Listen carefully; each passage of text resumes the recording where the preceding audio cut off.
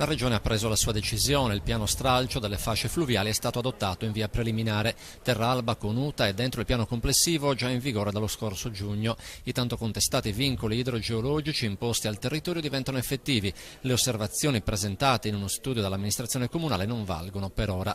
Sì, certo, oggi la Regione Sardegna ha adottato il piano stralcio delle fasce fluviali e ha adottato il suo piano, non ha adottato il nostro. Noi pensiamo di avere col nostro studio molto da dire e quindi pensiamo che i vincoli che la Regione oggi ha posto siano dei vincoli che dureranno poco.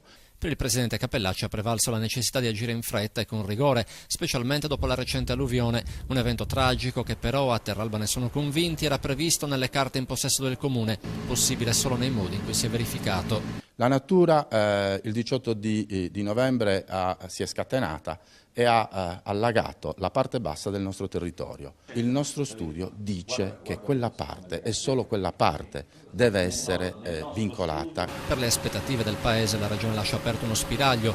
L'Università di Cagliari sarà incaricata di uno studio che definisca la metodologia più aggiornata per la valutazione delle piene.